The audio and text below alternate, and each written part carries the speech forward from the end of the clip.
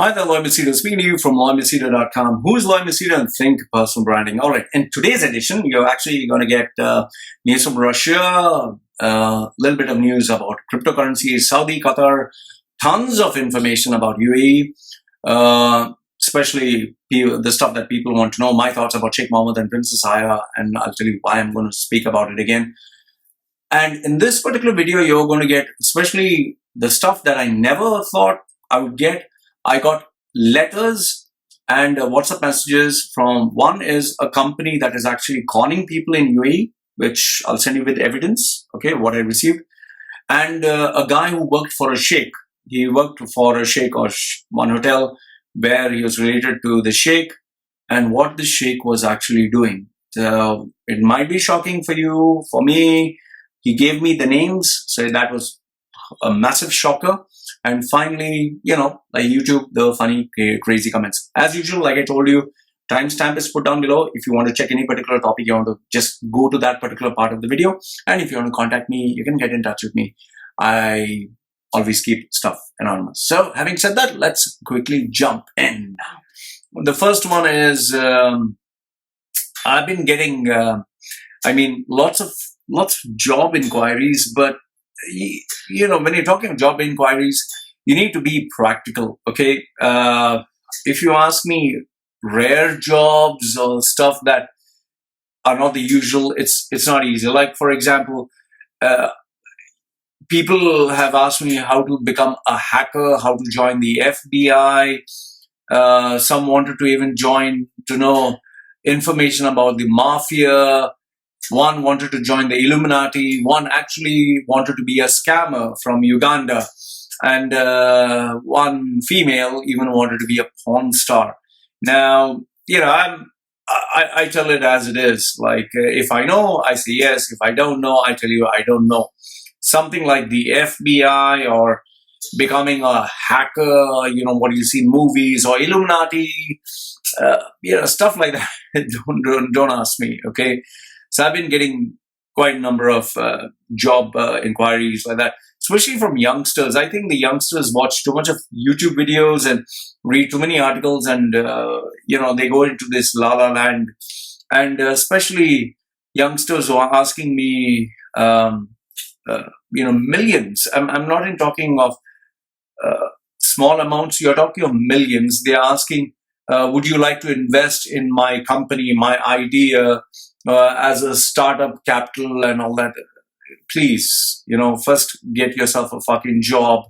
Stop looking at all these startup companies who are doing billions. They have had work experience before they moved into starting up a business.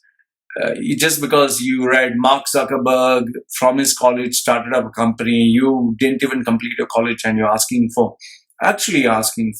$100,000, or even one of them even said, I'm looking at crowdfunding of 10 million to have a company bigger than Google.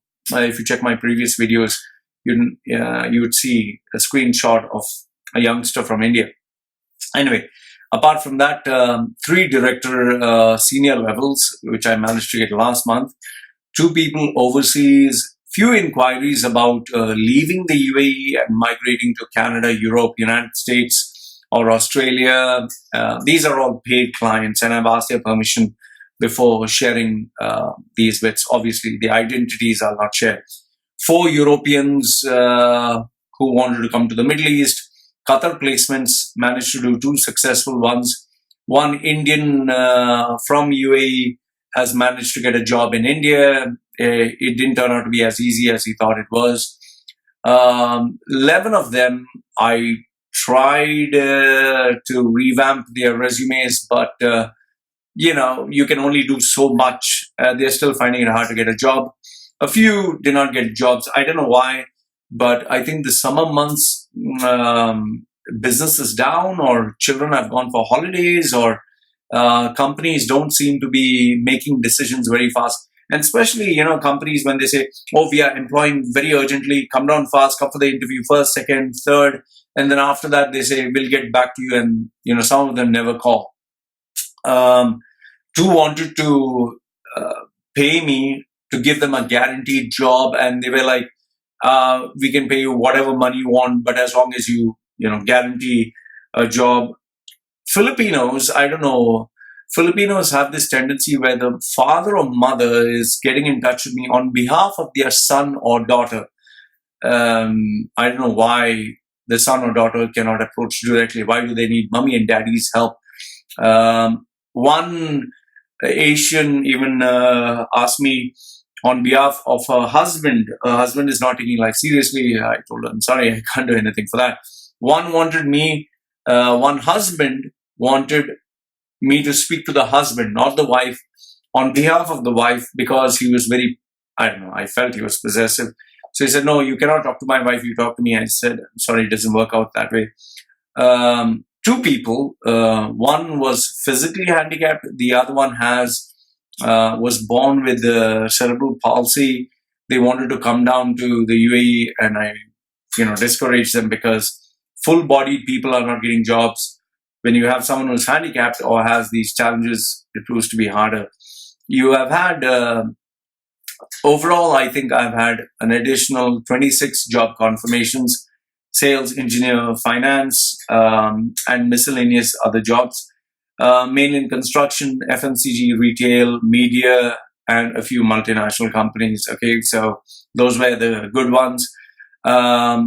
One person even came down all the way to Samui. Okay, actually, I mean, I've told you this before. I'm not here to meet people. So this person gives me like, I'm a big fan of yours. I've come down to Samui, showed me the photograph through my WhatsApp, sent me a photograph of him landing at Samui airport, showed me the ticket. Also, I've landed in Samui and come here to meet you. Sorry, I told you before, I'm not here to meet people. No matter, even if you're my fan, sorry, unless you're my client, my customer, I do not meet you. Okay. I don't know how come I'm getting African people wanting to meet me for branding. I had a group, I would call them delegates. They were saying they wanted to meet me to discuss something. And I was like, no, you tell me what is this something first. And last, if not the least, I got a gentleman who actually paid me the money up front, said this is a donation for you, for your channel, for your daughter. I was like, thank you very much. Paid me a nice, decent amount. And after that said, I would request you one favor for me. So I was like, you don't give a donation to ask for a favor. You give a donation because you're donating without expecting. He said, no, this is just as courtesy. So I said, what is your request? Please read the Quran so you understand Islam. And I was like, I'm sorry, I don't do that. Okay. I understand that the Quran is very precious to you. It's your religion. It's very important.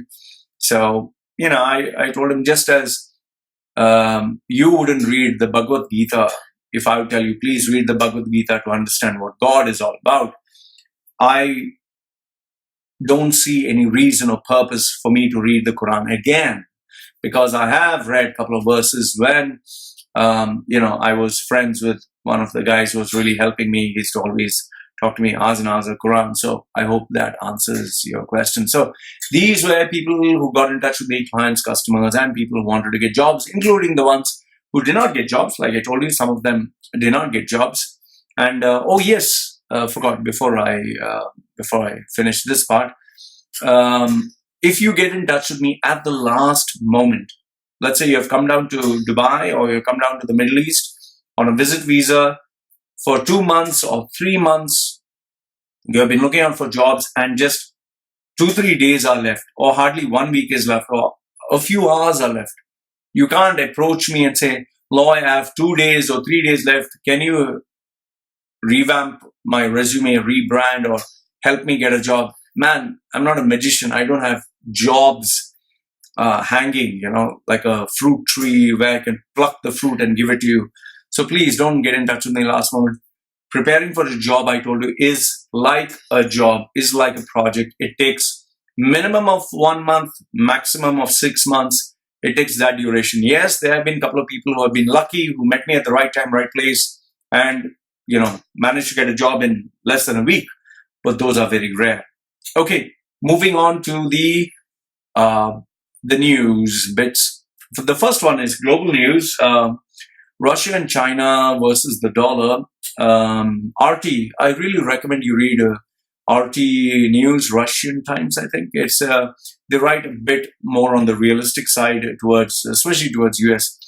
So they said Russia and China is leading the way, or leading BRICS, the group that is Brazil, Russia, India, China, and South Africa, from the dollar trade. So what they're doing is the two country leaders, Vladimir Putin from Russia and Xi Jinping of China, have announced the intention to expand their national currency of the ruble and yuan in bilateral financial transactions. And if you actually look at it, they are also moving towards away from SWIFT payment, that is primarily an American based. They are creating their own. We have so many other countries moving away from US, especially after Donald Trump took over and started bullying other countries. You know, the Huawei ban, and before they said they are spying and they are a threat to national security, and now he's saying, no, it's okay, I've removed you from the blacklist. So when you blackmail other countries, like US blackmailed Russia, US blackmailed China, US blackmailed India, US tried it with Pakistan. Now all the countries have said, enough, we don't need a bully. You're trying to act funny with us. We are going to, we're going to make sure that this doesn't happen ever again.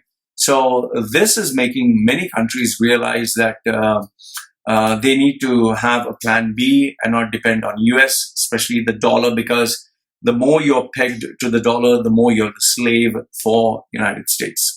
Okay, next one is, this I thought would be pretty important, the Bitcoin bubble. And now for those who are Bitcoin and cryptocurrency fanatics and who think, oh Lloyd, that is the future, well, here's a bit of news for you.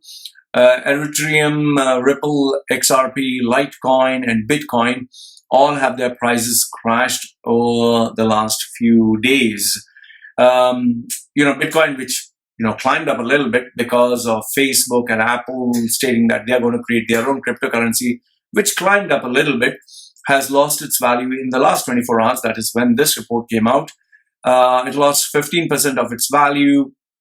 And now, slowly, all the top three currencies, that's Ethereum, Ripple, XP, Litecoin, they have lost between 5 to 10% each.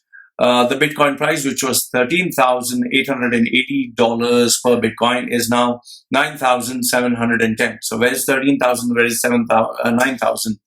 And they are expecting it to fall down even more. See, Bitcoin rose from $1,000 per coin, virtual coin, to $20,000. And then when it went to $20,000 from $1,000, you had people all over the world saying Bitcoin is going to go to $100,000 and then it's going to move to $1 million per Bitcoin. Those gurus, they were so passionately talking on the news. It is going to go. We are going to make it happen. And the news was flooded with all the news channels. Oh, Bitcoin is the future. Those brothers who started Facebook, they have bought Bitcoin. They are the virtual Bitcoin billionaires. Well, after 20,000, now it has crashed to 13,000. Then it further crashed to 9,000. So, the problem with having these cryptocurrencies, you don't know what is the value today versus tomorrow versus the after tomorrow. It keeps fluctuating so sharp. It's like, for example, if I would purchase $1, I know that $1 is, let's say, if I want to convert it to rupees, I know more or less the value it would be for the next 1 month, for the next at least 2-3 months. It's not going to go, let's say, for example, if I had $1, I convert it to a baht and it's 35 baht, okay, Thai baht. It's going to be at 35, 34 or 33. It's not going to go from $1 is 35 baht today. Tomorrow it's going to be $1 is 1 baht tomorrow, and the after tomorrow $1 is 600 baht. It doesn't go so extreme.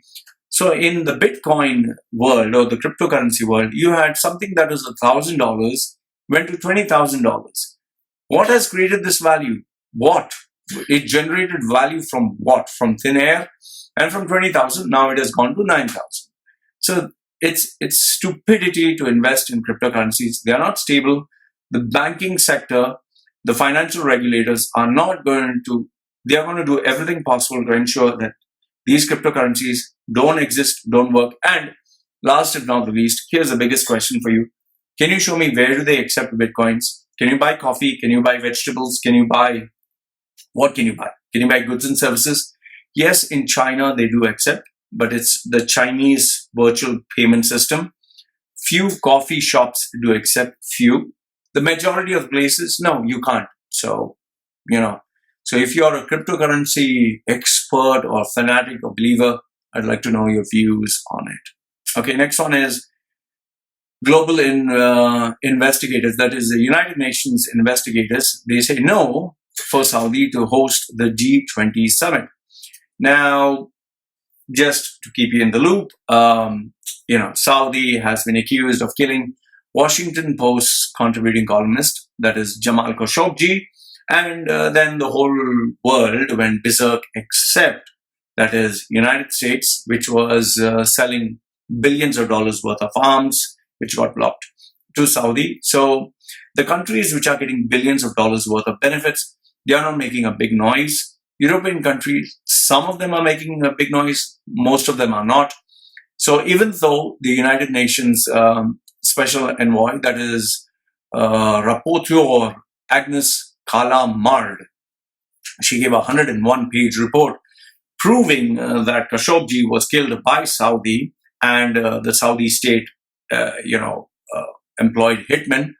Well, nobody seems to be bothered, and Saudi, it seems one of the wealthiest nations in the world, is going to hold the next G20 summit. So I don't see anything happening there. Remember, if you have money, you have power, nobody cares. You can do anything, get away with it.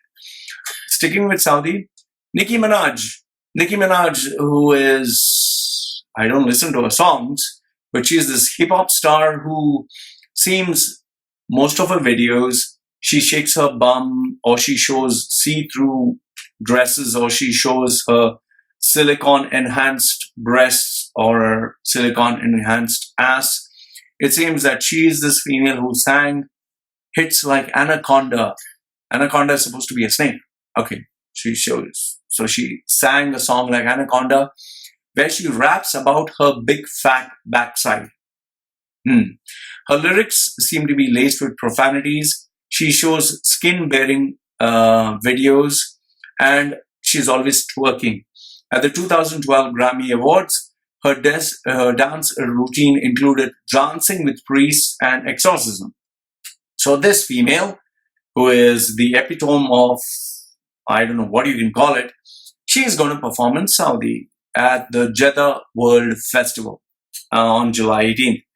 Now, this festival is in line with Saudi laws, which is alcohol-free, drug-free, and people over 16 can attend this event at King Abdullah Sports Stadium at the Red Sea City.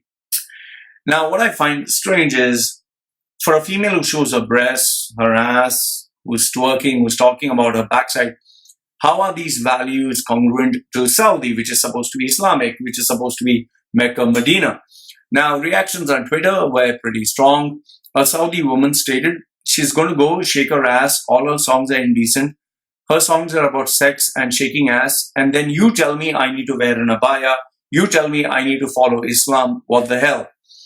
Over the past few months, Saudi has welcomed various artists like Mariah Carey, Enrique Iglesias, Black Eyed Peas, rapper Sean Paul, David Guetta, Tiesto, and yes, the WWE, the wrestlers, without inviting the female wrestlers.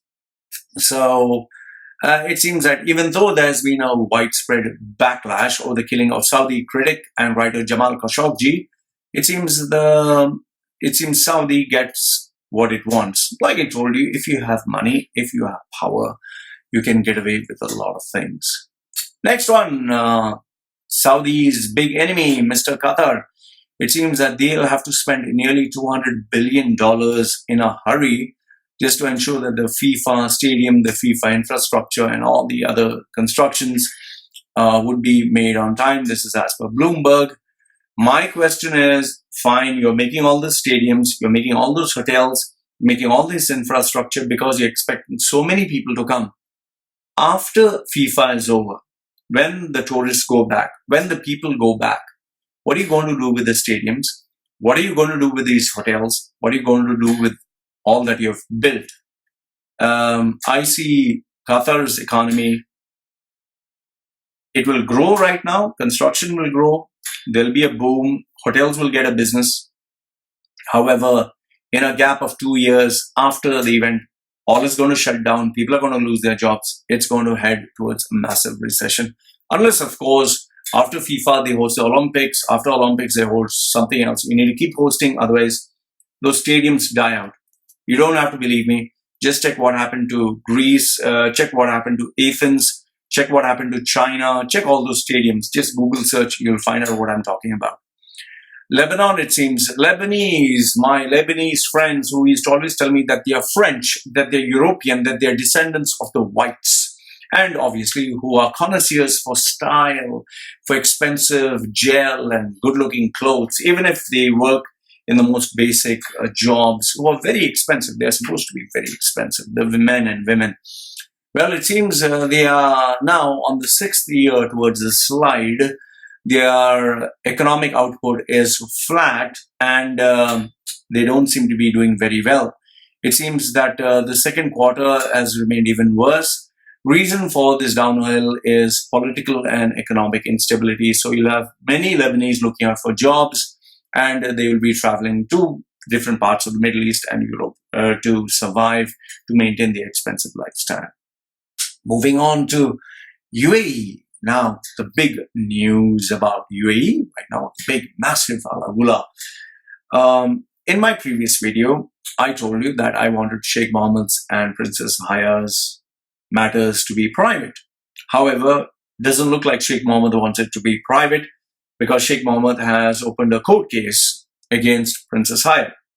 Now, what happens is when you open a court case, all the details have to be public, and the media is going to get involved, and everyone's going to talk about it. So I was very curious as to why in the world would Sheikh Mohammed make this public? Why would he want to do that? I mean, when Princess Latifa ran away, he didn't do anything. But Princess Haya ran away, he has, taken them to court. So when you take them to court, obviously inviting media, you're inviting the papers, you'll have to tell the truth at the court of law. You'll have to tell the truth, and everyone will be listening. So I was like, Princess Haya really must have done something wrong to get this guy to go to this level. She must have hurt him or betrayed him or cheated him or something bad.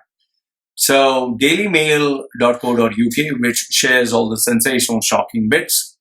This is the article. I'll put the link down below. This is what they have said.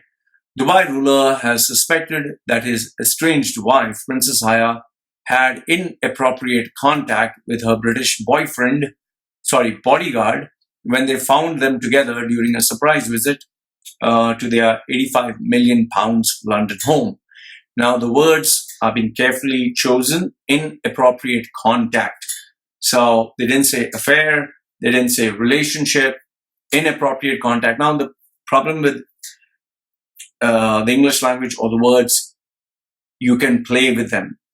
So inappropriate contact means what? Were they touching hands? Were they sitting together? Was she just tapping him? Was he tapping her? What is inappropriate contact? We do not know. So obviously, Daily Mail doesn't want to get sued, doesn't want to get into more legal trouble. So they're using the words very carefully. Now, as for this article, it says Sheikh Mohammed bin Rashid Al Maktoum was concerned about the closeness of his young wife, Prince Haya bin Al Hussein, to her British bodyguard. The Sheikh, one of the world's richest men, believed that his suspicions were correct when he made a surprise visit to their London home and saw them. Now, for those of you who have followed Prince Sheikh Mohammed's career, or who have been in UAE for many, many years, should know and would know that Sheikh Mohammed likes to give surprise visits. His most famous one being in Dubai, when he visited the courts and he found all the judges were coming late, and then he just terminated all of them or asked them to retire. And when he checked into one of the government offices and he found most of the senior people not there on time, the cameras were following him, Twitter, and just exploded, and he asked them to retire, or he terminated most of them. So he loves to give these surprise visits where he is like the undercover guest or undercover person. So Princess Haya, being married to Sheikh Mohammed, should have known that he would do something like this, which I'm surprised she didn't. So, well, I guess that is how he found out. So he suspected that Princess Haya had inappropriate contact with the married bodyguards, who's Princess Haya, who is 45, youngest of the 6 wives of Sheikh Mohammed. So he has plenty of wives. And it seems that she has lavished a lot of gifts on the bodyguard. It is claimed as per this article. Now, I'm just a reporter. I'm just reading from the article. Okay. Sheikh Mohammed Al Maktoum, who returned unexpectedly to the 85 million pounds mansion from attending a joint wedding of his 3 sons in Dubai in May, family sources said he was shocked to find the 45-year-old wife with the bodyguard at the lavish residence and immediately demanded she return to Dubai with him. Princess Haya refused and now is said to be involved in the UK's most expensive divorce. In fact, this article has asked this question, which I'm going to share the screenshot. It says, do you know the bodyguard? Email tips@dailymail.com. And if you do, you get paid a good amount of money. Daily Mail pays a lot of money for people who can share confidential information. Okay, so this was on 5th July 2019. In fact, if you read some more of the articles, it says, this is what it says. It seems that Sheikh Mohammed was not expected to come back so early. Okay, he did not tell the staff. He did not tell anybody that he was coming there. He arrived unannounced at the house and found the wife and the bodyguard were a bit too close to his liking.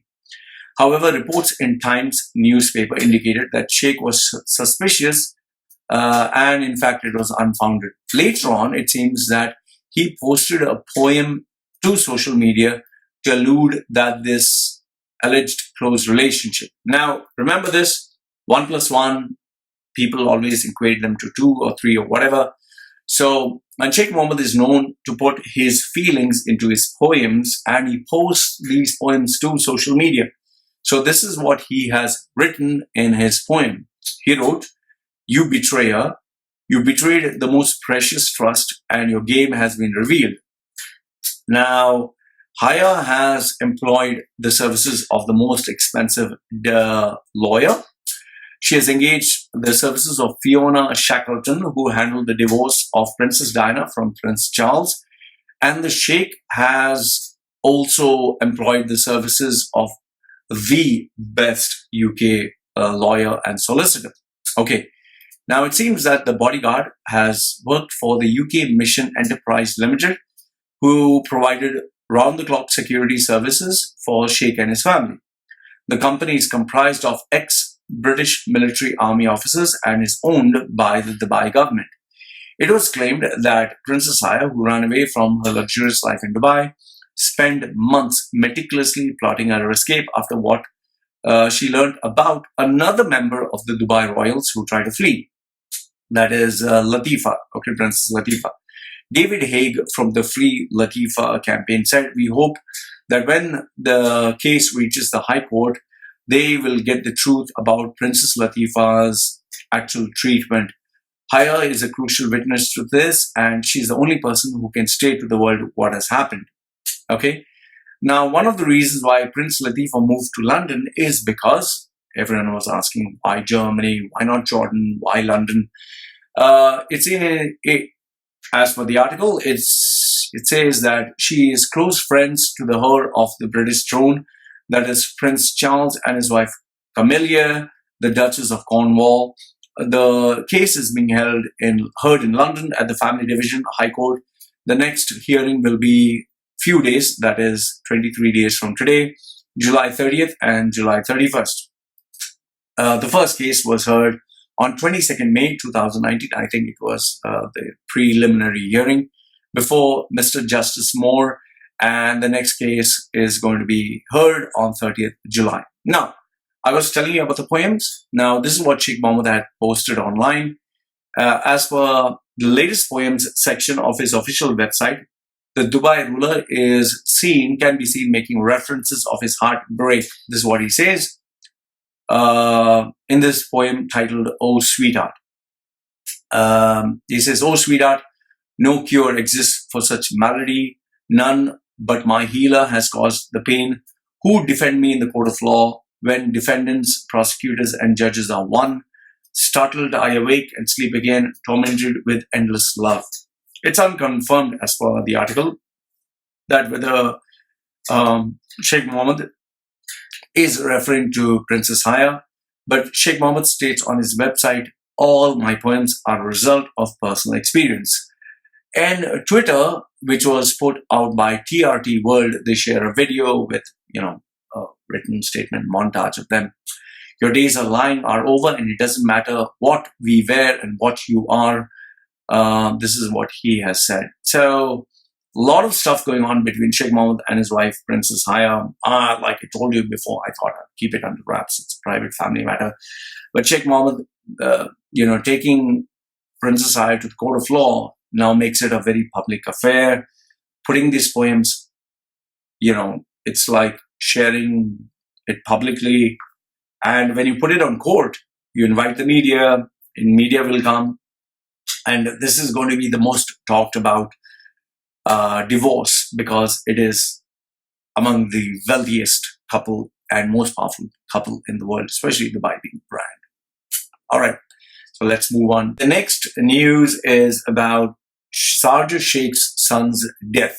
Okay, for those of you know that the Sharjah Sheikh, his son, died unexpectedly, and pretty young guy. I mean, his age is just 39. Sheikh Khalid bin Sultan Al Qasim. I hope I got the name right. He was found dead in London. Now, the Arabic newspapers just said that he died. They didn't state anything else. Obviously, the curiosity was, how did this young guy die? Did he die because of a car crash? Did he die because of, heart problems or health issues? So when nothing was mentioned, obviously, the first thing that goes to your mind is, did he die because of drugs? Did he die because of a fight? Did he die because of an assassination attempt? Which obviously they would say. But most probably it was drugs, sex, or some vice.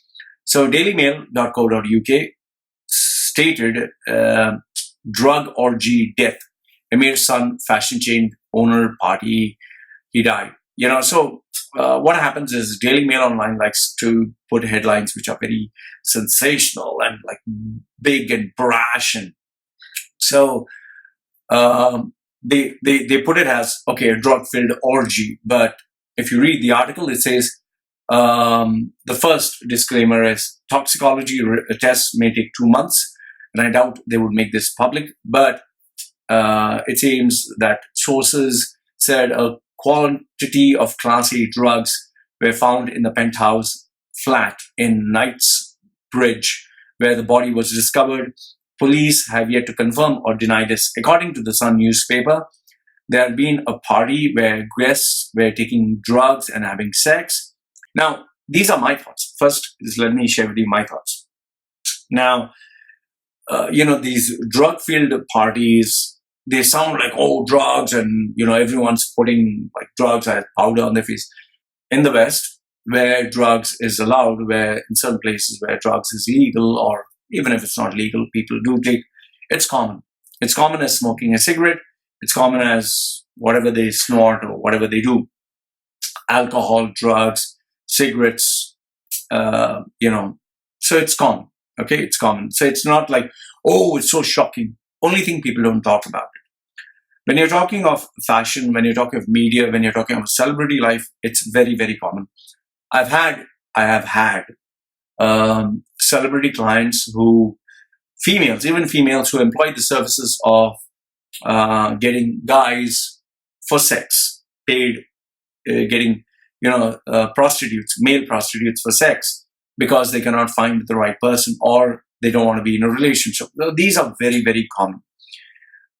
In some cases, it goes to the extreme, especially where powerful people are involved. Like many of them have fantasies or fetishes which are very extreme. I've even spoken to some of them. Can't share details because they're like premium clients. No information when, where, what. I've had even artists, they call themselves artists or prostitutes, who engage in these acts for money. I've had, if I remember, this was in Dubai 3 years ago, where online, didn't meet face to face, she-male or male, female with, or I don't know, male with breasts or female with a dick, whatever you can call it, where she used to actually fly down, Filipina, but has an American citizenship, used to get flown down to the Middle East, especially Dubai, where she was asked to shit, piss, do all these stuff, which is kind of called fetish for some people. It's disgusting, with powerful, rich individuals for cash. And the person just wanted to paid me money just to speak to me. I was like, I'm a branding guy. Do you want branding advice? Do you want, coaching? No. I just want someone to listen who you can open up to. So I was like, okay, fine. You're paying me money. Remember, this was 3 years ago. So paid me money, spoke to me for 1 hour, paid me the money, whatever listening charges, plus a little bonus to keep hush hush, and shared all this. And even appeared on video cam to show me, yes, I'm a she-male. So don't ask me what I saw, but I saw. Okay. So this is common. Only it's just that people don't talk about it. In extreme cases, people even have sex. I don't know why. Maybe they like to push themselves to a higher level where they have sex with animals. It's sad, but in some cases, they even have sex with underage children. This is an industry that exists. It's a necessary evil that exists. And it's happening all across the world. Wherever rules, regulations, or it's not too modernized, especially in poorer countries, whether it's Vietnam, India, Thailand, all these countries, Cambodia, where poverty is really extreme, even Africa, where people need money and these rich people have lots of it. They push children into this trade, and once a child is exposed to this, well, for them, no values, the upbringing is bad. They just feel this is normal. And I have seen a small clip of a man engaging with this girl in the slums. It was so, I was curious because when I was young, I never saw it. And when I did see it, it was so disturbing for me. So disturbing, I cannot explain. And from that day onwards, I was like, no way I'm going to see. I've even seen scat videos. Please be very, very, very careful before you Google this. Scat. It is where a person defecates, shits in a person's mouth or whatever. It's very disgusting. I have seen very beautiful women get this done to them. I just, for me at least, I can't understand how they would like something like this, how they would enjoy something like this. People pay to do this to them, and some people pay for it to get done to them. So I just feel this is a mental or emotional, some sickness that they have. But for some people, they enjoy this. So I've seen all this. This exists in the world, and it's shocking, it's sad, it's very disturbing. For me, what I saw, I don't know, you could say 10 years or 15 years ago, where I saw this, the only version of child pornography, as you can call it, it was hardly, I don't know how long the video was, but I just forwarded fast, and I was like, I can't see that. I just can't see this. I was a young man, I was curious, so I was like, so I've seen scat videos, I've seen these in the dark web where you see having sex with dead bodies or mutilating, cutting, chopping, stuff.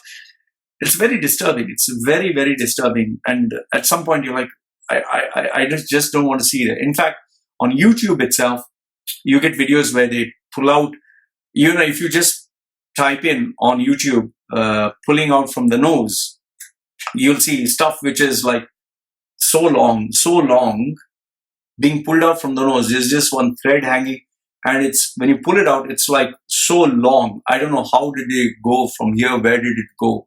So they pull out stuff, they pull stuff from the ears. I've even seen videos where a dog, where the person, not wearing gloves, squeezes the flesh, it's slightly rotten, and worms actually come out, worms. So there are some of these disgusting videos. There are even videos where they show how they have a sex change. They cut a penis and they make this into a vagina flap and even put a penis as a plastic surgery. So these are adult-based videos, okay? So I've seen all this. So the point I'm trying to make here is there are these extreme cases. People have extreme fantasies. Like my fantasy was to have a threesome, 2 girls and 1 guy. So, which I did. It was not that great. Anyway, so people have their own fantasies. Some speak about it, some don't speak about it. Okay? So in this case, in where this article is concerned, I don't see where the Sheikh has done anything so bad, so shocking. He seems to be a really nice guy. Okay, it's not me hating on him. He seems to be a really nice guy. A guy was born in Sharjah, moved to the UK at the age of 9, educated at the prestigious Tonbridge School in Kent, studied French and Spanish at the Imperial College of London, got an architectural degree, moved to the Art School Science of St. Martin's, studied fashion, launched his own menswear label Qasmi Home or Homie or whatever, 2008. So Sultan bin Mohammed Qasimi came into power in 1972, and he's the father, and this is one of his second children to die. So it's not me hating on him. It's not me saying, very good, you did fucking good. No.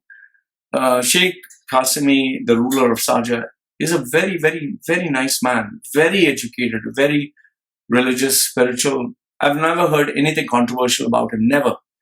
Sadly, however, this is his second son who has died. His first son died of a heroin overdose at the age of 24 in 1999. The Independent newspaper reported that. He was found on the bathroom floor in East Grinstead, surrounded by syringes. So it's very sad, today if you have a child, the child is exposed to alcohol, cigarettes, sex, dangers, even speeding, even driving fast. So it's really sad. And in 2015, you had another tragedy where Sheikh Mohammed's son, Sheikh Rashid, at the age of 33, died of a suspected heart attack. And it seems that he also was having this high life. So what I have to say through this article is it's sad to see such gifted, such talented, such incredible human beings lose everything.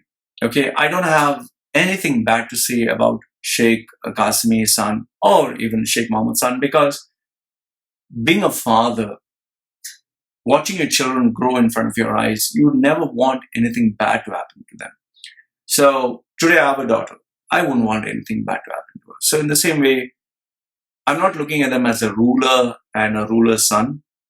I'm looking at it from the point of view that he's a father and this is his son. So nothing but heartfelt condolences. And it's sad. It's sad to see such a gifted, such a talented, such a happening, creative guy, lose his life. And I think this is the problem with many creative, restless rebels. They live a life like this, and especially in today's day and age where sex, drugs, alcohol, fun, pleasure is so available. Even playing games online can prove to be dangerous. Even gambling, where you can lose everything. So he's not a bad guy. He didn't do anything bad. It's just that one of his vices killed him. So nothing but heartfelt condolence, genuinely, friend. Okay, let's move to the next one. This is UAE News. ADCB, that is Abu Dhabi Commercial Bank, is going to terminate 2,000 people. How I came to know about this news is after one of the guys working in Abu Dhabi Commercial Bank just told me that, Loy, they're terminating people left, right, and center. I was like, okay, maybe a few people. He's like, no, this is actually going to happen. It's going to be official. And then after that, I did a bit of search, and that's what I found at Arabian Business and Bloomberg. What he said is true. They are going to terminate 2,000 employees. That means the merger, ADCB with Union National Bank and Al Hilal Bank. So they will remove, because these 3 banks employ 8,500 people. So if you're working in the banking industry, like I told you, I predicted this. Remember, I told you this. So they will lose jobs. So if you're a banker, better search for jobs. And I know a couple of bankers whose nose were up in the fucking air, who are thinking no end of themselves. You're going to get fucked. Okay. So anyway, the reason for the merger is they will save $167 million annually. You fall for the hype. You want to get business. You want to sell loans, credit cards. The housing market is booming. So you employ a lot of people, and then you realize as you're expanding aggressively, now market is down. Everything expanded. I need to cut down my losses. Next one is Abu Dhabi. It seems laborers are on strike. Hundreds of workers on Bream Island refused to go to work, took off their uniforms, threw the construction site entrance key into the sea, and made a big noise about it. It seems last year, same site, laborers also had a pay dispute. So, non-payment of salaries is very common in the UAE. Another one is unpaid salaries were paid up. This one is slightly good news. After a UAE bus full of UAE labor officials showed up, it seems that the Abu Dhabi Judicial Department, ADJD, tongue twister, received a large number of complaints from workers about their employees refusing to pay salaries. Then they just dispatched a mobile court, which is nice to know, to the workers' accommodation, consisting of all high-profile Abu Dhabi labor court government officials. So the employer, it was like his balls must have come in his mouth and said, "Oh, okay, I'll pay." Then you have GEMS, which is supposed to be GEMS Education, founded in 1959, Barkey Group, 49 schools, 124,000 students, billions of dollars. They claim billions of dollars which they are making. However, still, they also are not paying salaries to their staff in Fujairah, Arun English High School in Fujairah. It seems has a legal dispute with the school's landlord from March 2018, and they're not going to pay salaries. I mean, why the fuck you don't want to pay the salaries? It's your dispute with the landlord. You sort that out. Pay people their salaries. You made them fucking work. You took their effort for months. You took money from students, and you're not paying fucking salaries. Shame on you. Fucking stupid. Next one, gym membership. This one is based from Arabian Business. It seems Bear CEO Dylan Iffy says that mid-priced Dubai gyms are under pressure because rent is not the main challenge, which is wrong. You are wrong, Mr. Dylan, whatever. Iffy. Rent is not the main challenge. Rent is a challenge. But emotional investors have highly speculative investment attitude. He says, as per the report, in London, you can join a mid-level gym for 65 dirhams or British pounds, 15 pounds. However, in Dubai, a gym is 150 dirhams or beyond, even $150 per month.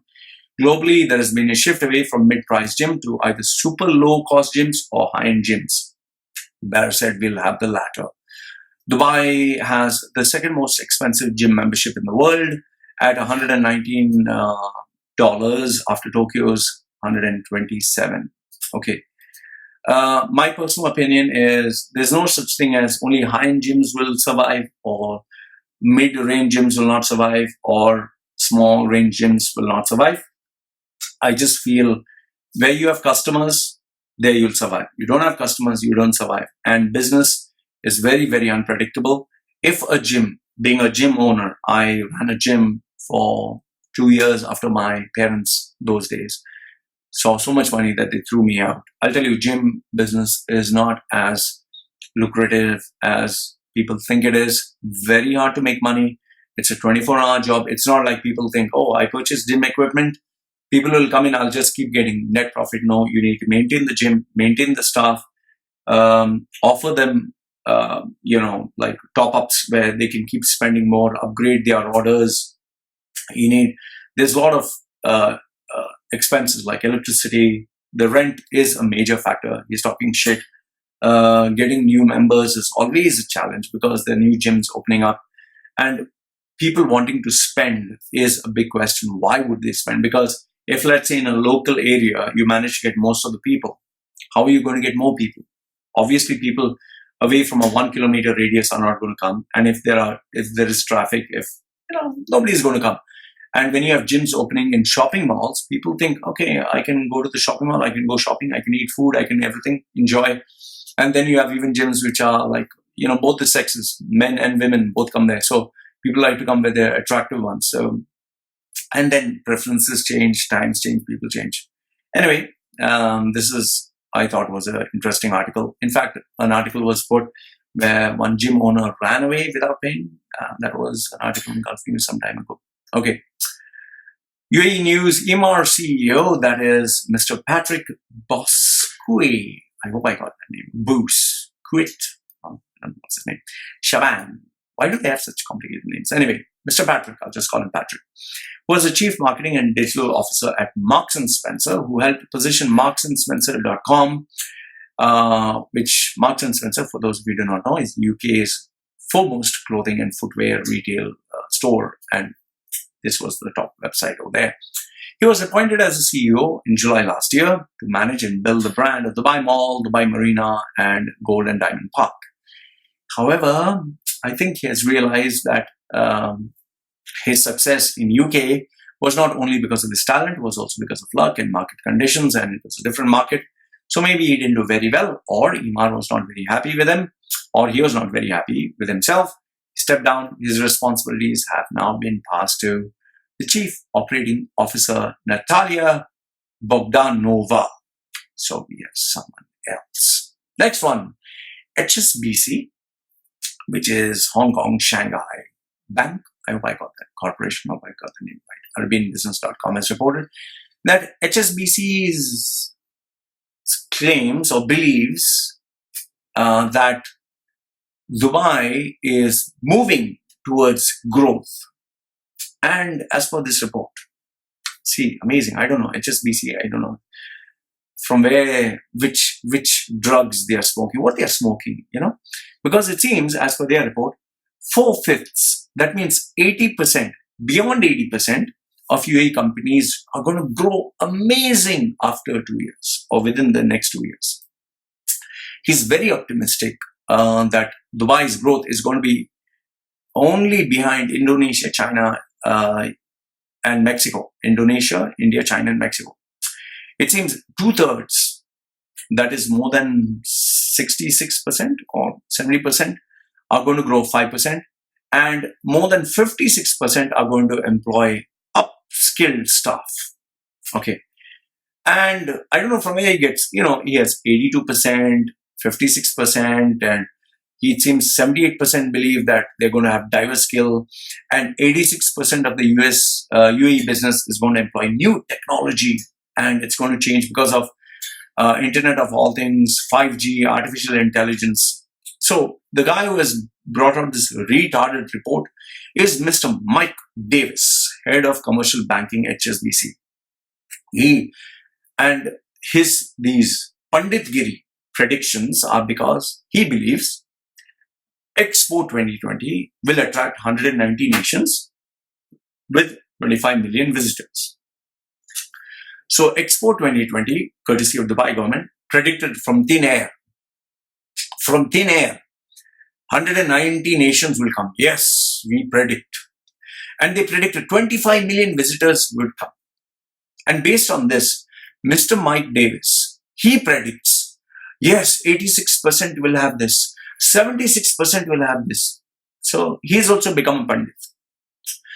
I just wonder, nobody predicted $20 billion UAE will take the loan and not pay. Oh, they will not pay. Oh, Sheikh Mohammed will have this divorce with Princess Haya. Oh, they didn't. Oh, many countries will blacklist UAE. Oh, they didn't. Oh, this war in Yemen will cost UAE so much. They didn't predict all this. They never predict bad stuff. They only predict good stuff. So, another great prediction. You know what I personally feel? Just as you have this, you remember Six Sigma with this karate belt, black belt, green belt. I'm a green belt, I'm a black belt, I'm a red belt, I'm a yellow belt, I'm a polka dot belt, Six Sigma. And ISO 9000. We are ISO 9000 company. ISO, and then they go bankrupt. So the Six Sigma, ISO and consensus management, where every decision should pass to every committee, all this bullshit management thinking processes that they come out with. I'm a black belt. I'm a green belt. Where's your belt? Yeah, your belt is up your ass. Oh, ISO 9000. Oh, this documentation. We have all documents. We know the process. Then why the fuck do companies go bankrupt? Why the fuck do companies go back? Even though you're a Six Sigma, you're a ISO, you're a consensus management, you're all these alphabets after your fucking name. Because end of the day, it's all fucking money that matters. Me, uneducated guy, uneducated. But I talk more fucking sense than you because, you speak from your ass. That's the problem. These degrees and these papers are not going to do you any favors. Yes, education is important. That's why I read books. However, education doesn't mean success. Education is learning and growing. Awareness. But it's never knowledge which is power. I always tell you, knowledge is not power. Application of knowledge with consistent results is power. Okay? Quote me on that. Next one. Yes. Finally, Indians have something to be happy about. It seems that the Indian rupee will now be accepted in Dubai duty free. So many Indians are like, yes, Indian rupee is powerful. No, it's not Indian rupee is powerful. It's just that the number of Indian tourists who come to Dubai are so many. So when Indian tourists come, if they see that, okay, I want to purchase something, and the guy says, no, you need to change your dollars, change to dollars, and then change, and they see the exchange rate is high and low, they get discouraged. So you need to understand that Dubai duty free has, let me tell you exactly where it is. It has 38,000 square meter retail space. 38,000. You know how fucking big is that? They have employed 6,100 people. 6,100 people selling at Dubai duty free. 38,000 retail space. The AC, the lighting, the maintenance. It's fucking expensive. So when you have products which are just lying down there and people with money, you want people to spend and buy something. As it is, duty free is more fucking expensive. So if you make it more complicated, that when a guy wants to spend, oh, please go change your money first, and this is the rate, or they're like, fuck this. So they make it very easy. Sir, the price is in dollars, dirhams, rupees, whatever the currency is there. Just buy, take it. So they have made it more fucking easy for people to spend money. It's just like Amazon's orange button, one click and you can buy. So they just want people to spend money fast. That's it. And this clearly shows that Dubai is finally using its intelligence because it needs to make money. It needs to make money. It's trying to cut down its expenses by terminating people, by, removing the hike, excessive expenses, and now they're trying to facilitate cash. Okay. Next one is UAE once again, 100% foreign ownership across 122 economic activities in 13 sectors. Now, the problem with this news, which I find is it's vague. Okay. You are stating that you have 100% foreign ownership. But for what activity? What activity specifically? Why don't you, this is what I say to the newspapers, or this is what I say even to the governments. You say, we have 122 activities. Can you please specify? Give me the fucking list, man. Give me the fucking list. Okay, is it retail? Is it trading? Is it commodities exchange? Give me the specifics. You don't fucking use specifics. You just state, some fucking activity of some fucking sector. Now, some of the sectors which they mentioned is renewable energy, space, okay, agriculture, manufacturing industries. You're talking of multi-million-dollar industries. Renewable energy is not for some small guy who's opening a shop. Space, Elon Musk, billions. Agriculture, even millions. Manufacturing industry, millions. Now, my thoughts, you are talking of like power transformers, green technology, biotechnology and all that. My question to you is simply this. Why the fuck would someone come and invest in a fucking desert? Number one. Number two, that also which follows a conservative religion, of a conservative culture, which is Arabic, which is based with relationship with Saudi in a region which is not stable. The Middle East always has a crisis, and whose laws fucking change every single fucking day. You change your laws as if you change your fucking underwear. I don't know if you even wear an underwear in the first place, but you change your laws as you change your fucking underwear. So when you keep changing your laws every fucking day, you can raise the rents, you can decrease the rents, charge, these charges and not charge the charges. Who the fuck wants to be in an unstable country? I would rather go to a country where laws don't change so extreme and so frequently. Like a relationship.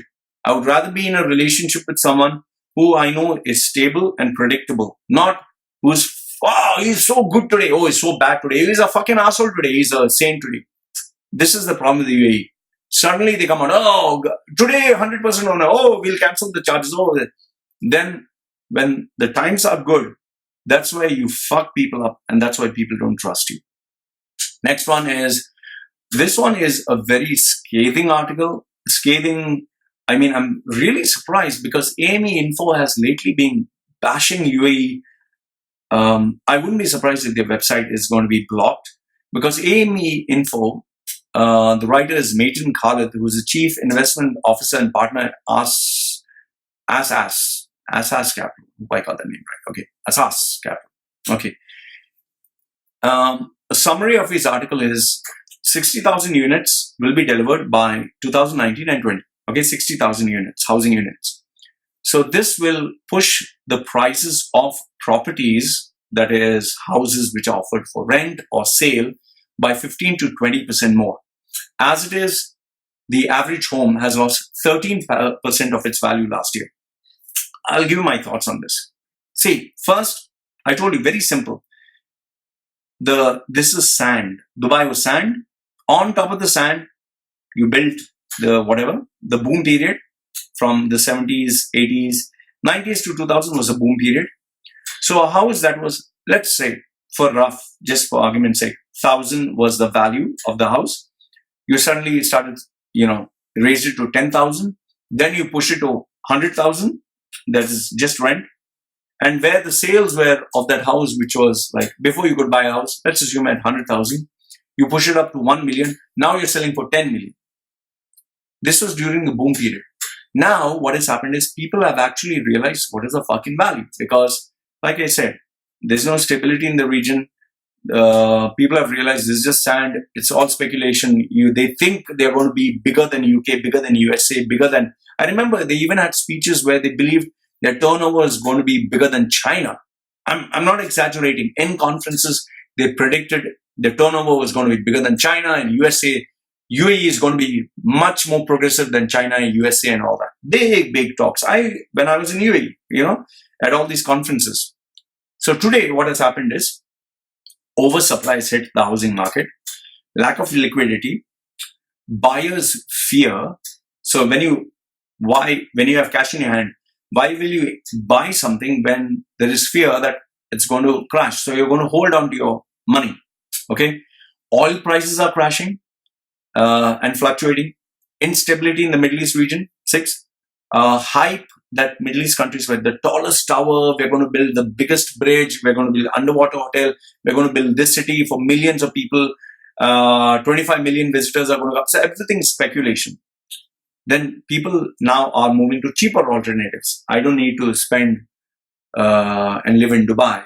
My wife and children can go to Philippines or India, or back in my country in Dublin, Ireland, where education is free, or UK, where education is free. They're sending people back home. Oh, here I need a visa to work. My wife needs a visa and register a company. There, in my country, she can do it for cheaper. Okay, so they're going for cheaper alternatives. On top of that, the spenders. You had the Russian Mafia, you had people from Europe, you had the dollar. But now Europe is going through a crisis, plus Brexit, the Russian Mafia. Oh, now you're checking all, even Putin. Putin doesn't want his people taking money out. Keep my money back in. Then you have India. which under Narendra Modi, which suddenly said, black money, I'm going to crack down on it. Then Pakistan, Imran Khan suddenly woke up and said, guys, if you have hidden investments, I need to know where the fuck they are, or I'm going to put you in jail. Then on top of that, you had the Qatar blockade. Now you have even South Asian governments who are asking, expose your hidden investments. Or if you're going abroad, we need to know what the fuck you're doing. You're not paying taxes. Imar and Nakil, the giants, they failed to deliver. Remember my previous video where I spoke of thumb wheel, investments and housing, that crashed. Then you had scams, plenty of fucking scams. Just Google UAE scams. You have lack of regulatory rules. You keep making all these new fucking rules and you don't have a department. You don't have anyone to reinforce those rules. For example, just go to RERA, go to the ministry, go to the visa counter, go to immigration, ask them similar questions. Each one will give you like 99 years visa. Immigration people are like, what the fuck is 99 years visa? But the housing market was saying, oh yes, 99 years visa is there if you buy the property. Okay. Then you have failed hype deals. Remember Falcon City, Underwater City, Outsource City. Now they have Dubai District 1, Dubai District 2 and all that. Then expats sending their children because now schooling has become more expensive. Business Bay, which was supposed to be like the Hong Kong, is hardly less than 50% occupied and most of it is empty. Incomplete projects with skeletons, just the empty building. This construction is there, but nothing is happening. Job losses, which are happening left, right, and center in the banking, construction, aviation, logistics, shipping, services, and last and not the least, unpaid salaries. I keep sharing with the videos. So all this has been shared through AME Info. Okay, all these bits, not all, most of them. And I'm also giving you the reason why UAE is on a sharp decline. It's not just me being a hater. It's, what you do, you'll reap. What you do today, you'll reap tomorrow. So today they were enjoying, tomorrow they were suffering. So this is the same thing. So one bedroom in Marina, as per this report, it seems before it was 2 million dirhams. Now it's at 1 million. So if you want in dollars, it was $545. Now it's 272. So it's half the price in 4 or 5 years. Rents were 130,000. That's $35,000. Before, now it is 75,000 dirhams. So 130,000 dirhams has come to 75,000, or $35,000 has come to 20,000. In fact, here's the thing to consider. Nowadays, they even provide bed and breakfast in hotel apartments, good ones, for 100 dirhams. So then why the fuck should you invest millions when you can stay in a nice apartment, everything taken care of, and enjoy yourself? So anyway, these were the bits of news. Now let's move to what the readers have shared with me. All right, moving next into what the readers have sent me. Quite a number of things that readers have sent me, so I'll move through them quickly. Now, this was sent to me on my Facebook business page, and it's public. So he sent it to me on a public platform, and he has tagged multiple number of people, including the Ministry of Labor, Sharjah government, quite a number of people. So I'll just give you a nutshell of what this gentleman has sent me. Is from Dason AS. He says, fraud company exposed, and he has put photographs. He says, my friends worked in a company called Venus 3 Health Club Sharjah, located in Al Nada, Sharjah, UAE. Two Malu guys means South Indian guys, named Ben Stan Stephen and Jibin V. Joseph, claim to be the owners of the club. Jibin V. Joseph is a previous employee of Country Club, and Ben Stan Stephen is an employee of SAP and one Arabic name, Al Masa Group. He's running different companies named Hopi Pola Holidays and many more. Funny name. Okay. Their regular activities to hire peoples from India and make them work for the company without giving them company visa. They tell big salaries at the interviews to attract employees. Once you join, the story is totally different. Job nature is totally opposite of what they've told their salary is. Once the normal visa is getting expired, they will tell you that the company visa is getting delayed, tell you to go to the airport for a visa change, and they'll send you a visa and you can enter the country again. But when you go to the airport for the visa, they'll change their stories and they will literally make you stay at the airport for 2 to 3 days. Finally, they'll make you send you back home from the airport itself, and you have to make personal arrangements to get your baggage if any of your friends are staying there and they are ready to help. You'll be lucky if you get your baggages, otherwise you forget your belongings, even the certificates. Finally, you work for them for 2 to 3 months at free of cost. They will say that they will send you the salary to your account, but nothing will happen. This is happening very often, and lots of people have been cheated by the company, and lots of companies are following these, especially run by Malus. The country should take necessary action towards companies like this and keep the country's credibility. And he has actually tagged quite a number of people. He has tagged the Sharjah Labor Standards, the Tasjil, Ministry of Labor, Sharjah, Dubai. He has tagged me. He has tagged the Kerala Tourism of India. So, and he has put their Facebook links. So, like I said, I'm just being a reporter. I'm sharing with you what was sent to me. Okay. Next one is, I got this. I'll see if I can get the screenshot. But it seems that a gentleman got offered a job by Emirates Airlines to work for customer service center, but the recruiter asked him money, about 10,000 dirhams, for a guaranteed job at the interview. Okay. Next one is, I got this email from a gentleman based in Oman. He says, "Dear Loy, can we have a video about the situation as Oman as well? I've lived in the country all my life. Parents retired last year in August, went back to India. They still want to return cars. They've been there for 4 decades. Omanis are the most friendly and definitely much more hardworking and deserving people than the Arab locals, than the Arabs who say locals. You hardly see any Omani say, I'm a local. That is the reason people absolutely love it here in Oman. We have a bunch of Omani friends who are like family. However, now with the Omanization, which is obviously Oman's way to address the local unemployment issues, the locals outnumber expats here, unlike the GCC states. The way the country is now reeling in a crisis after an expat exodus of more than 100,000 a year is heartbreaking. Do go through the cover story hard sell of this weekly magazine called Why. I've shared the link below. I'll put the link down below for you guys to see. It will give you insight on the current situation in Oman as well as the real estate. The retail is, and pretty much every sector is in doldrums, given Oman's meager financial resources compared to its neighbor.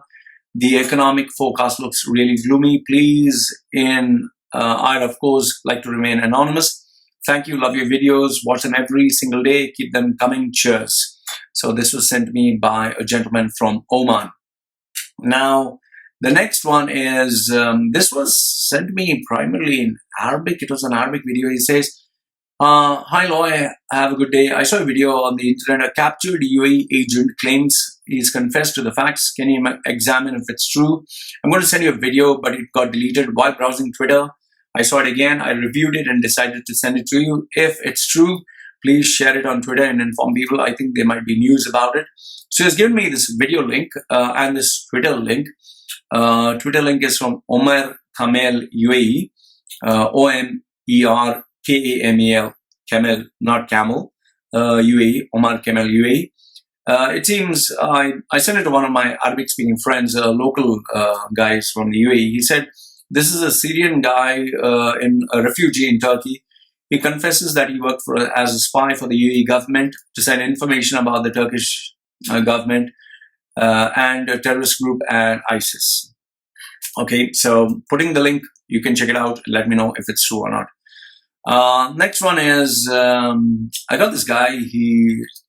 This is what he sent me. This is, one second. Hi Loy, maybe this might be useful for your next video. I've told you already, I'm looking for jobs. I got 2 job offers with a competitive clause in them. Number 1 is to keep 25% of my monthly salary for a span of 24 months until I leave, and they release it back after you leave. Okay, so they'll keep 25% of your salary for 24 months, which is absolutely illegal. This is not the norm. Second one is 4-year contract or pay 5 times your monthly salary if you leave in between. This once again is not right. Don't sign it. Can't be back in the UAE working for the same sector role, and best no personal phone during daybreak and end. This is more like slavery. I don't think this is a job. I would never work for a fucking company like this. Show them the middle finger and tell them to fuck off. Okay, so this is what he has sent me. A guy sent me a photograph of a couple of people who died in jail. He sent me, I didn't think this was very appropriate, but he sent me this photograph of another guy who he gave me a tragic story of being a businessman, lost everything, wanted to go back to his family, but he couldn't, and he died in jail. So long story, I didn't have the patience to read it or share the whole thing on video. Anyway, next one is a British expat. He has sent this, well, I'm a British expat living in Dubai. Like you, I am an expat raised in Dubai, spent most of the time of my life here. Despite the decline of the place, it has been home to me. However, things are really getting to a point where it may be impossible for people like me to continue living here. I've just been made redundant from Dutco Group DBB after being in the company for nearly 3 years. And this is due to the losses made by the construction side of the company, not even the division I worked with. Within the division of the company, I was working there for almost 200 forced redundancies over the last 3 to 4 weeks.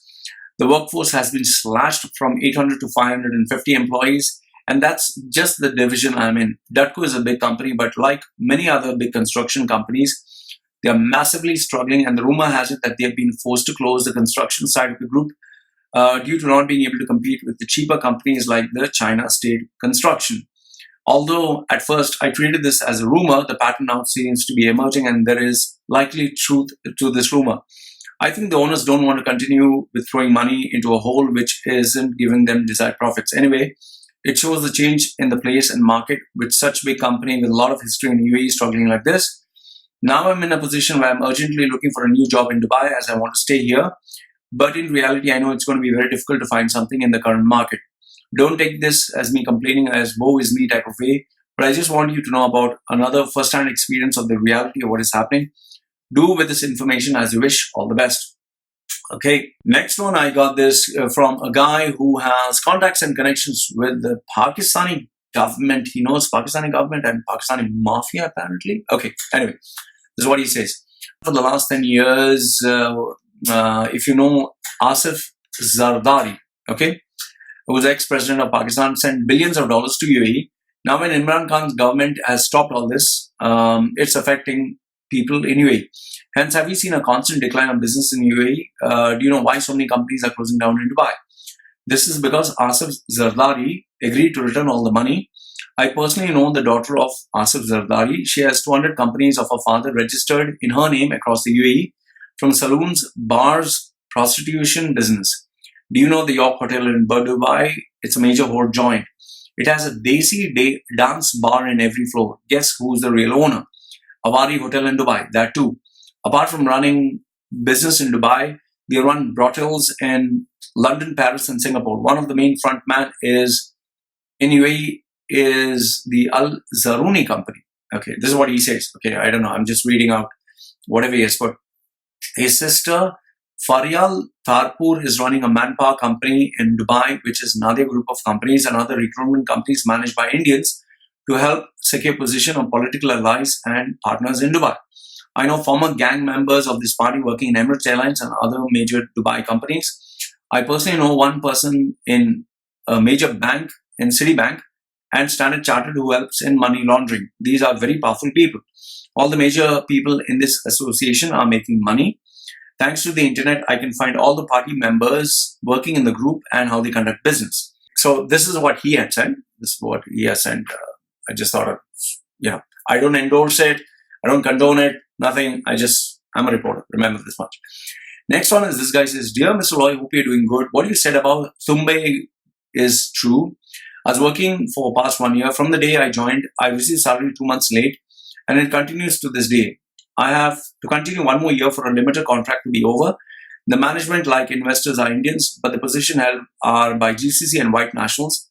They're not qualified educationally, so it's the Indians or other Asians who have to help them prepare all their work and presentations along with their own work. This is corporate. This is a corporate which runs on fear and good for bootlickers and illiterate white-skinned people. Finally, I would go like to end up with this, with appreciating you for the good work you have done in exposing these corporates, for naming and shaming, so no others like me will be affected. Thank you and keep up the good work going. Next one is Law, your article, Medium, Law, Machedo, why I prefer to keep friends who are rich and not poor, was perfect, brought me a lot of joy today. Going through a rough time, needed some inspiration. Thank you for writing this. So it's my Medium article, why I prefer to keep friends who are rich and not poor. So you can read it if you like. Next one is, good evening, Lot. It's Loy, not Lot. Okay, saw your latest video about Lebanese boys getting hammered by local Kazakh boys. The golden rule is you do not fuck around with local chicks, especially the ones with Mongol blood. Ooh, Mongol blood. Okay, they beat the shit out of you because they are very aggressive by nature. They are descendants of Genghis Khan. Oh my goodness. So the Genghis Khan blood moves through them, so don't fuck around. Okay, this one is a rather very, very controversial. I'm going to share screenshots. I had to do a lot of censors because this guy has mentioned a lot of big names. Okay, so this is a rare one, but this is pretty shocking. Okay, this is what he says. Lawyer worked in UAE for the past 30 years, and then he's given some sheikhs' names. So I've removed that. Okay, and a very solid, juicy stories which I could never discuss in UAE out of fear. But I hope you keep my details anonymous. Okay, I waited for an opportune moment to vomit it out. I started my career at the age of 24 in the hospitality hotel industry. The second hotel I joined as a front office cashier and night auditor was on Hamdan Street in Abu Dhabi. It was part of Bin Booty Group. The owner of the hotel was a small-time sheikh called Sheikh, whatever, he has put his name. He was married to one of the daughters of the local who owned a Toyota agency in Dubai. In spite of his wife looking like a hot beauty, he used to bring, in spite of his wife looking like a hot beauty, he used to bring young Lebanese and Arab teenage boys to a special room upstairs. I remember the room 904. After he had pedophile, homosexual, the Bengali housekeeping boys cleaned the dustbins of condoms and tissue swipes. What I saw one night was the most awesome thing I fear to reveal. I doubt you'll believe me. Even my colleagues froze in fear to mention the name. Can you guess? And then he asked, are you with me? I said, I'm trying to figure it out who the person is. I bet you won't. So I said, okay, yes, put a question mark. He said, no idea. He's saying it was around midnight. I saw the carbon copy of Sheikh. Let's put the Sheikh's name. I had to censor this. Surreptitiously going to the ninth floor, followed by two accomplices. Prior to that, some handsome-looking Lebanese Syrian teenagers moved to Suite 904. Till date, I'll never forget the faces. Neither will my Filipino waiters. What angers me is that owner of mine had his Palestinian Egyptian staff who used to always tell about converting to Islam and how perfect Islam is. These bastard hypocrites used to check into the hotel rooms during Ramadan with boys and girls and drink from mini bars in the room. And after iftar, they would run about making a show of prayers. Well, like I always say, religion, in any religion, it can be interpreted and translated in different ways, and you have millions and billions of people who follow religion, so there will be bad apples, whether it's Christianity, Hinduism, Islam, whatever. So just to let you know my thoughts. Okay. Working in the hotel industry at the age of my 30 years career in the Gulf gave me a great view of the malignancy of the Arab Muslim society. I have so many solid stories on other top locals from the government bringing prostitutes, and the cahoots with the Egyptian husband of the director of sales of Abu Dhabi Duty Free. He's put his name. Is the name of director of sales in Abu Dhabi Duty Free at the name. Her husband got this company contracts in Abu Dhabi airport due to his pimping. He used to live in a flat above the hotel room. He used to book a room in his name for the top guys in Abu Dhabi airport and civil aviation. That's all for now. If you need to verify the details, please contact me. And then he says, I told him I take your word on this. Or you can verify any details whatsoever. It's just that I'm holding a lot of grudge against this hypocrite Arab Muslims because of the way they treat non-Muslims as shit. In spite of behaving like barbaric savages, they sodomize boys. Yes, they have the gall to blabber nonsense about Islam. I quit the hotel industry and started a fresh career in Expo. I've now retired and self-employed. I've censored his name. Okay, the next name he has put, he is the husband. It's a she. It's supposed to be she. Okay, she's the husband, or he's the husband of the name Chief Glorified Pimp to all Abu Dhabi duty-free officials and sheikhs. His wife never used his surname because he was doing the contracting for all electrical and air conditioning servicing. It's good. I just happened to see a new post on YouTube, hence I took this opportunity to contact you. I've also started watching your YouTube and I enjoy it. Okay? So then I told him, whatever you share with me, it'll be kept as a secret. He said, believe me, Loy, if you want to know real sordid stories, get a hold of the staff from the hotel industry. Most of their sins are committed there. But as they presume the poor salaries blokes will never make a noise, they don't have access to media and they revel in the muck. Thanks for your next video. I'm so relieved and happy in my heart. The world should know about the truth about these assholes. Bye for now. He has given the name of some very powerful people and sheikhs. So I just didn't want any complications for myself. Very powerful names. Anyway, you can take a guess. However, having said that, it's nothing new. I've seen sheikhs when I was a DJ. They get supplied with boys, girls. It's normal. I don't know if I told you this. I was a DJ at one of the events where they had a swimming pool where a limousine came. Out of the limousine, all girls from Turkey or wherever, Lebanese or whatever. And they were wearing skimpy outfits. Next thing you know, there were a lot of guests. Next thing you know, they took off their clothes. They jumped naked into the pool.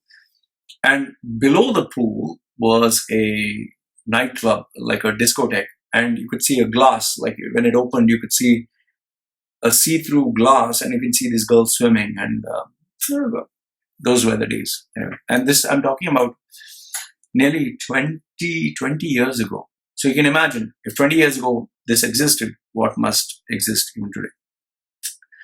Next one is, I got this from one of the expats in Dubai. He says, Lawyer, Gulf News, this all I do, asked to stop paying pay-per-use data plans. This is like putting Band-Aid on an amputation, tip of the iceberg of atrocities of these two companies. They should bring back Skype and WhatsApp and video chat. These were the lifelines of business, only for connection for low-income single living here to be in touch with their loved ones free of cost. They killed it and introduced Bottom, where one has to pay 50 dirhams as charge for mobile. It sucks, and it sucks up the data on top. Probably the most cursed company in the UAE, especially Etisalat. Okay, next one is, this one, like I told you, was a scammer who told me, hello sir, I'm Umwongo Saddam from Uganda. I need your help. I said, how may I help you? I'm from Uganda. I've opened a profile on a dating app of Weblog where I'm a pretty woman. And though I'm a man, what kind of scum do you think I can scum for a good amount? So he wanted to know what kind of person he would cheat. Next one is, hello Lloyd, this is a fake number to chat. I work in UAE in the construction sector, small villa projects. So while having a random talk with the sponsor, he told me about a case in one company in Abu Dhabi, he has not given it the name, was closed due to non-payment of salaries, and Pakistani laborers who were working there went on a killing spree, killing the top people in the company. Do you know about this news? Is it true? Have you read it? I said, I haven't. He said 20 people were killed, engineers, as a result of the new visa for Pakistani laborers are banned in UAE. I don't know if it's true. I've not heard of anything like that. I don't know how far it's true. Okay, so if you know anything, let me know. Next one is, I got this brochure that was sent to me from one guy in India, where it says, Loy, this is being marketed by Nakil as you must visit Dubai. So it's a nice, fancy little brochure with nice photographs. I like the marketing department. They make Dubai look like a dreamland. And then you have this amazing, nice little video where you can come to Dubai, you can enjoy all these stuff. So the marketing department really works hard to, advertise Dubai.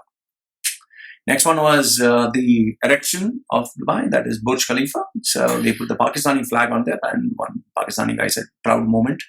Well, they put the Indian flag, they put the Pakistani flag, they put New Zealand, they put all the flags. So I got this nice little photograph, World Trade Center, where Dubai was the only multi-story building on Sheikh Zayed Road. Beautiful photograph, reminds me of my old days. And a landmark building, which was the Toyota, which was seen from a distance from Abu Dhabi. These were the good old days when Dubai was nothing. It was so beautiful. Brings back beautiful memories of my old days in Dubai. Anyway, now coming to YouTube comments where people can be stupid and whatever. First one, Daniel Archer. I think you're the man who was deported from Dubai due to tattoos. No, it was not me. It was my friend Rolf Booch Logs. I hope I got his name right. Rolf, you can Google his name. Well, because he has implants, horns on his head.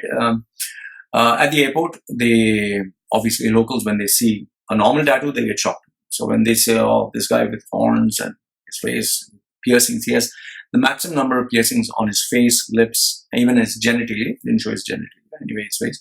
So when they saw him, they thought he is Satan. They thought he's a satanic worshipper. They thought he is the Antichrist or something. So they asked him to go back. So he had come to visit Circus July. Okay. Next one, you Loy, ask your mother who your exact father. I don't know if you know. So I told him at the age of 42, I don't give a fuck. I mean, come on, man, I'm 42 years old. What the fuck would I know who the fuck is my father? Not even interested. Next one. 123 Hi says, listen, you Indian civilian. Yes, listening. Indian passport civilian. Yeah. You're sending hate because you're jealous. And you're son of a bitch. Son of a B-I-G-G-G, censored H. And you act like a girl. You're sending hate because you're poor. Act like a girl. Okay, thank you. Okay.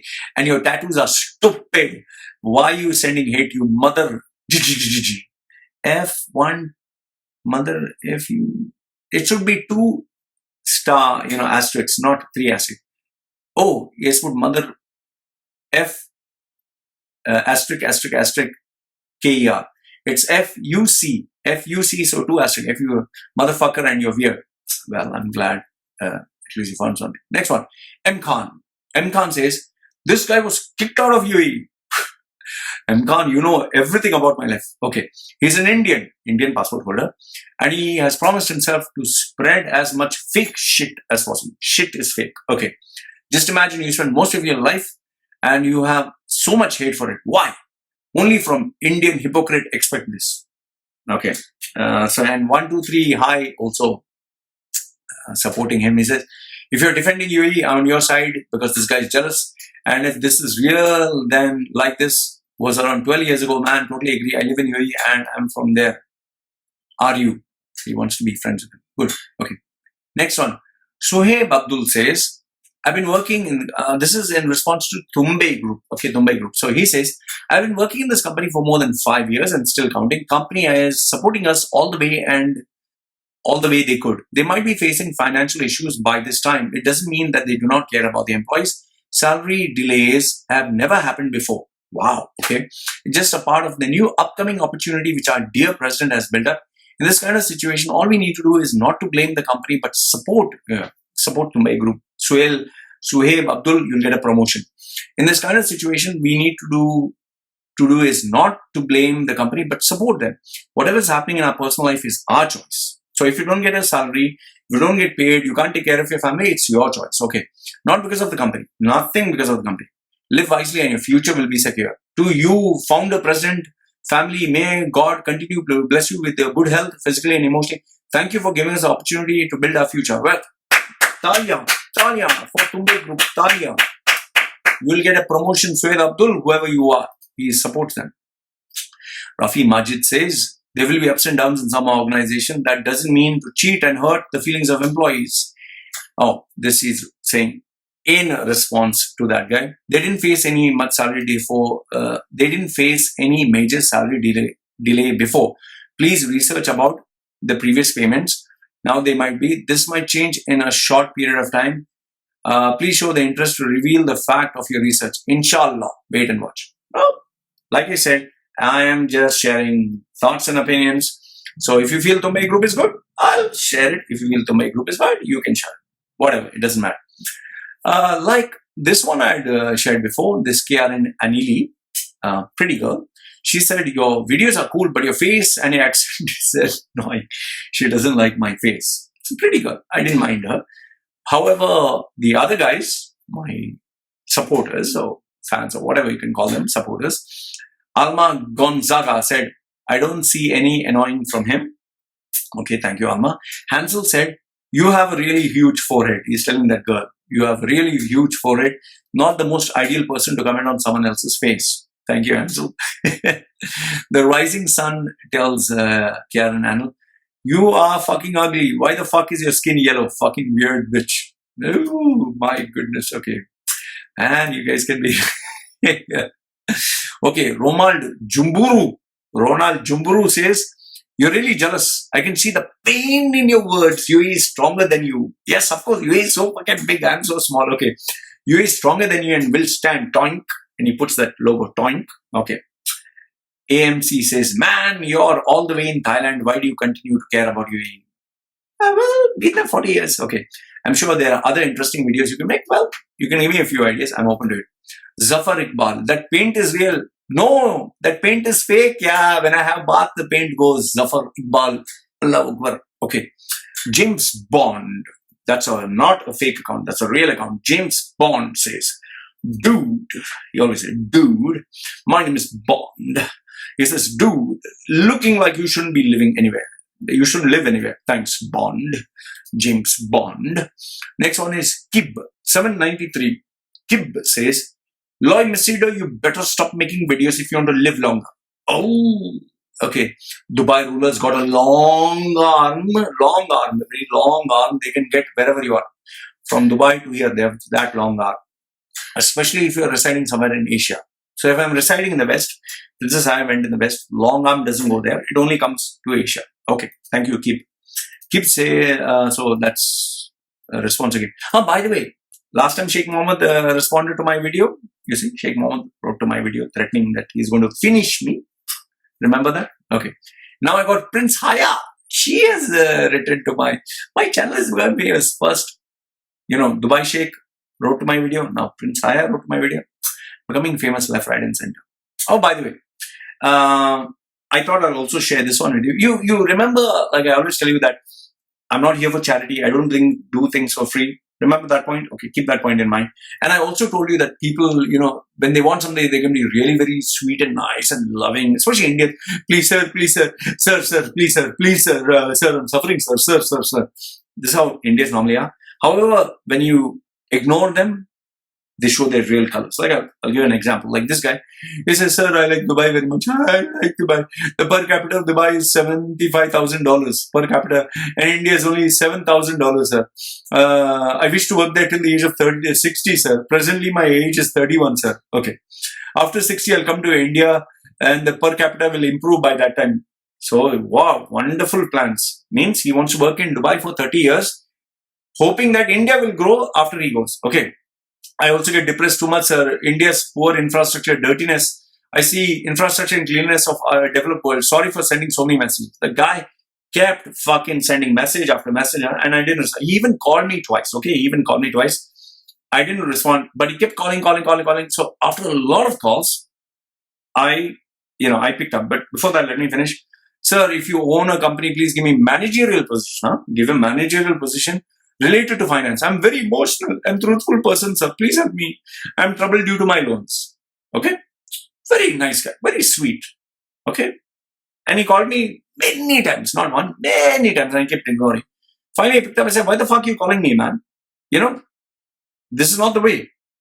And then he responded, I blocked you, motherfuckers. Swear, kuti, ka, pili, pila. Yeah. Sorkuti Kapela. So this is Mr. Prashant Kumar. Mr. Prashant Kumar. Thank you very much, Mr. Prashant Kumar.